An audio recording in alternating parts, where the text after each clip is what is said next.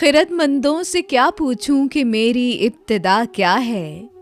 गज़ल अल्लामा इकबाल, आवाज़ सातिया रफ़ीक, पेशकश दानिस्सरा। खिरदमंदों से क्या पूछूं कि मेरी इब्तिदा क्या है, कि मैं इस फ़िक्र में रहता हूँ मेरी इंतहा क्या है। खुदी को कर बुलंद इतना कि हर तकदीर से पहले खुदा बंदे से खुद पूछे बता तेरी रज़ा क्या है। मकामे गुफ्तगू क्या है अगर मैं कीमिया गर हूँ, यही सोज़े नफ्स है और मेरी कीमिया क्या है। नज़र आई मुझे तकदीर की गहराइयाँ उसमें, न पूछे हम नशी मुझसे वो चश्मे सुरमसा क्या है।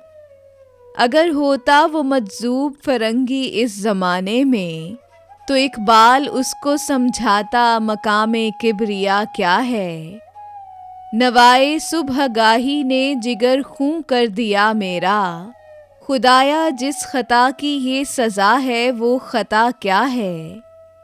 खिरदमंदों से क्या पूछूं कि मेरी इब्तिदा क्या है, कि मैं इस फ़िक्र में रहता हूँ मेरी इंतहा क्या है।